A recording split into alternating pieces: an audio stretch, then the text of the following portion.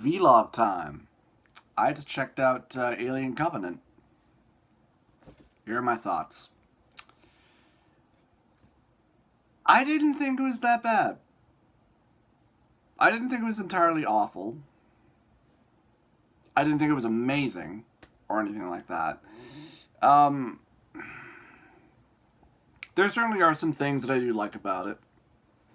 There's also quite a lot that I don't like and some things that don't really make a whole lot of sense, but because I really didn't like Prometheus.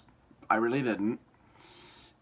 And everything that I had seen and heard about Alien Covenant really made me think, like, yeah, don't care anymore. Don't care. But, you know, not that there were any other opinions that I was listening to or anything like that that hadn't deterred me or anything like that. Hell, even my best friend who had seen Prometheus and had seen Covenant said that, yeah, don't. But I decided, what the hell, rented it for $6 and watched it from beginning to end. So I remember seeing a bunch of online stuff, some additional clips and stuff like that, with the crew, hanging out, chatting, and being all friendly and everything. But also seeing scenes with James Franco, who was the original captain on the ship. But and spoilers here, by the way, in the first couple of minutes, he dies in the movie. He dies while in cryosleep. So you don't really even meet his character in the actual movie. So this clip, that they were sharing around online is not even in the fucking movie. So I gotta wonder, so a lot of this character development, we're not even really getting in the movie? Really? So that certainly annoyed me and confused the fuck out of me. But all in all, for one thing, what I will say is that apart from one character, I like all the rest of the characters in here. Specifically, I don't care for Chris, who I guess was kind of the second in command, and he becomes captain after the James Franco character is killed. And he's obviously not a very good captain. He's kind of a character who's kind of based around one thing, faith, a lot of the time, but nothing much else is really done with that. I mean, he tries to be, a good captain, but he's just not very good about it. He doesn't really even let his crew properly mourn their crew or their captain. So much so that they have to go and do it in private, and he watches and then bitches about it to his wife later about how, they disobeyed a direct order. They're grieving, and one of your crew members is grieving for her lost husband. Dick, And yeah, the reason for them settling on the planet is incredibly weak. When there could have been so many better reasons why they landed on the planet. I mean, maybe they could have landed to have to repair the ship or something. Maybe distress beacon or whatever, and they were obliged, to have to check it out. I mean, they have, a service aid system. They obviously have, military equipment on board, so they can obviously do that. And I mean, they have medics. Anyway, but what's so funny is that they have such a large cast, and and they name a lot of characters and kind of let you spend a little bit of time with them, but then they just start picking them off pretty quickly, so much so that it almost just becomes irrelevant, especially with the way that the film ends. Now, yeah, I had wondered how the film was going to end. I mean, I like, the evolutionary take that they go with the aliens. That was at least interesting and maybe a bit more true to the original origins of the alien, where it wasn't just, this, this thing that was just the way it was. No, it was something that obviously evolved over time depending on what it bred with and mixed with and such. So that was at least interesting. One of the dumbest scenes, though, is David is explaining to the captain what he's been doing. This is after the captain has witnessed him communicating with, like, one of the first new breeds of alien, the white, thin one. And, like, the captain is holding him at gunpoint, and it's like, I want you to tell me the truth. Like, what really happened here, or I'm gonna fucking kill you. And David, of course, is more than obliged to, I'll tell you everything. And leads him straight into a trap, and dumbass just goes and walks right into it, gets a face hugger right in his face.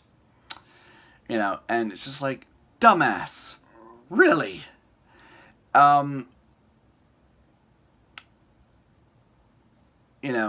I mean, as much as I had wondered about the ending, because, of course, we have David, and then we also have this Royter character, who is this, he's the newer model android, who's designed to be loyal and obedient, and I do like the differentiations between Royter and David, how, Royter obviously has this American accent, and, and is at least, a good stand-up guy, and then you have David, who's obviously a sociopath who thinks he's God, and still has, his British accent and everything. So, spoilers here. So, when the ending happens, after, they get back on board the main ship and get off the planet and seemingly kill the alien, kill it, apparently another one gets on board. I'm not sure how. Maybe, because of what happened after I explain here. So there's another alien on board, and so Daniels and Lee, or no, T, yeah, Tennessee. They, they're gonna lure it out into the cargo bay, and of course blast it out into space. And I had wondered the whole time, because David and Royter, can look exactly the same.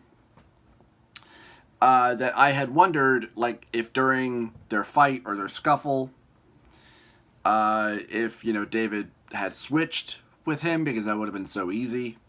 All he would have had to do, of course, was just change his voice and cut off his hand. And I had thought, like, during the whole final fight with the alien, that he would have betrayed them, and locked them in there or whatever. But no, they get rid of it, and they're getting ready to go back to cryosleep. And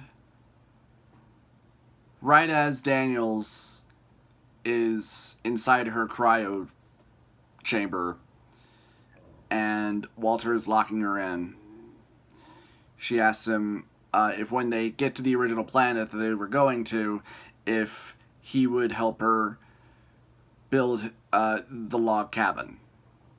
And then that's when she realizes that that's David, and that he's locking her in there to suffocate and kill her. Kind of the, knife in your heart sort of thing, too. Especially after, the Royter character had, like, saved her so many times. It's just really sad. It just kind of sucks. But, yeah. What